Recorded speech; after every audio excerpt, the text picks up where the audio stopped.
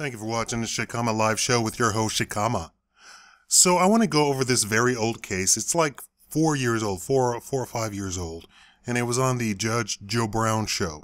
So an aunt is approached by her niece to allow her to borrow her credit card to go Christmas shopping. Judge Joe Brown asked, how much did you expect that she would spend on Christmas shopping? She said, I thought it was going to be around $200, and at the very worst, $500, because that's what she assured her. When she got the bill from the credit card, it was $5.6 thousand of spending. And then when she got the actual bill, she was told the total, and when she had got the actual bill, the girl, and this is not a girl, this is a 30-something-year-old woman, the niece is, this woman went out eating 2 and 3 times a day, brought groceries in the amount of $1,100, $1,600, $1,500. Now, she only had the card for 1 month. She also shopped at Walmart, Kmart, all sorts of stores like that. And when he totaled up what he thought was the Christmas shopping, it only came up to $200 and something. When asked, she said she had no idea that she was spending that much. Now, I'm going to tell you why that's a lie right on its face.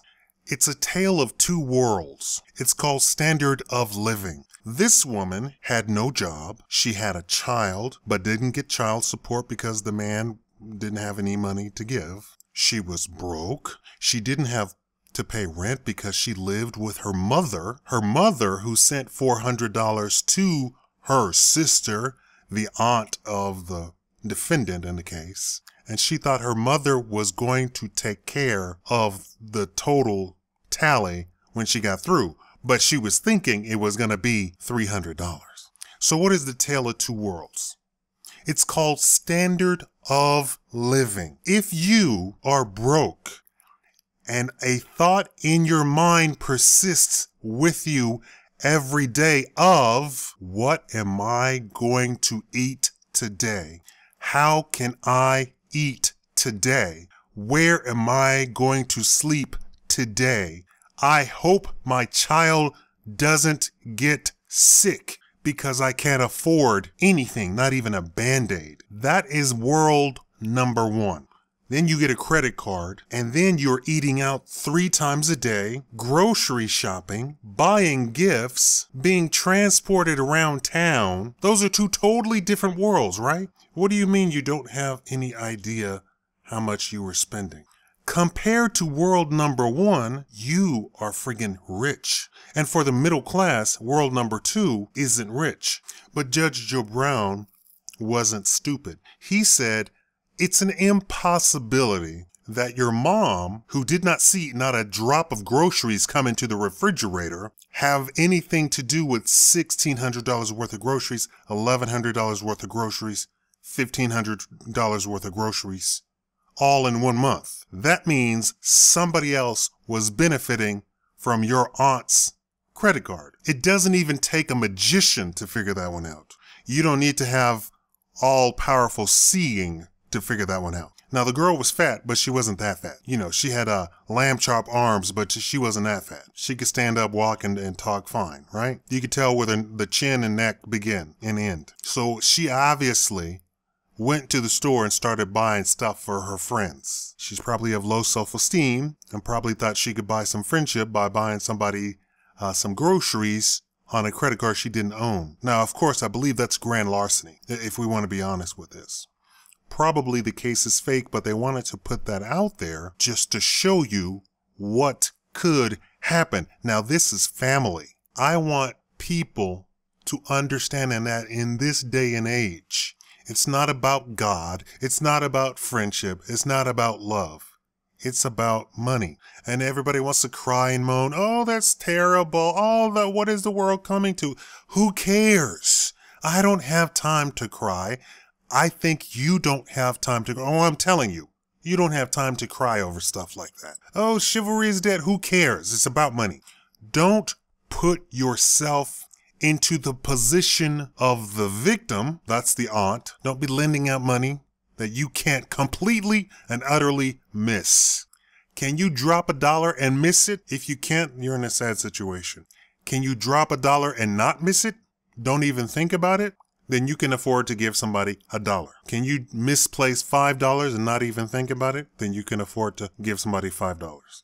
Can you drop $100 and not miss it? Then you can afford to give somebody $100. Just as a good gesture, just because it makes you happy for that 1 second. And yes, giving money does make people happy. Giving money away makes people happy. Yes, it does. Because you know the value of the dollar, and you know the value of what somebody could potentially use the money for. And let me be shameless right now. If you want to give me $20,000, it will be put to good use. And I'm not even joking. I'd buy all brand new equipment and this channel would completely change. Now, and I have all sorts of donation things all over the place. I have my Patreon, which is in the information box below, and you can actually donate $1 or $2 directly here on YouTube. Now, Chris Rock made a joke comparing black people to white people and talking about money. So what did he say? Black people are rich, yes. Oprah is rich, yes. Jay-Z is rich, yes. White people are wealthy. That means that white people have so much money and they have set it up and set their money up, which is exactly what I've been trying to teach all of you. They have set their money up so that, and here was the joke, Paul McCartney is wealthy. He could lose $100 million and not care. Not care. Oprah is touted as being a billionaire. That's what they're estimating her net worth at. But do you think Oprah could lose $100 million and not care? I bet you she surely would care. Of her personal money, she surely would care. Paul McCartney has money coming in, residual income. Keep that in mind. Residual income. That's income that comes from your money making more money. And if you don't understand about money making more money, just review all of my financial videos. And if they're not in a playlist, just tell me the video that you see and I'll put it in the finance playlist. It's called residual income. That means your money is making money for you without you having to do anything. This is why a lot of pyramid schemes are lies. They say you're making money by residual income. No, you're not making money by residual income. You're not buying Amway. You're an Amway distributor. And the people under you are Amway distributors. They have to work for you to make money.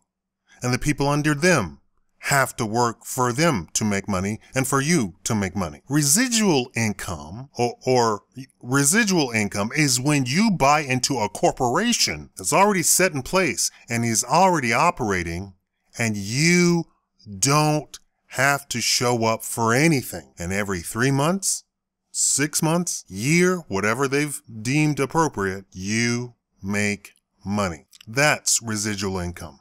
You going door to door trying to sell soap is not residual income. You buying 10 houses and renting them out, hold on, and then hiring a property management company to look after those 10 houses and collecting the rent, that is residual income. It's not about one house and you have to go over there and mow the lawn and paint it yourself every 3 months. No. And carry a bodyguard and a shotgun to go collect rent from your trashy neighborhood that you're renting the property. No, that's not residual income. This is what I've been trying to get across to people, but they don't want to watch that. I mean, and it's free. It's free information.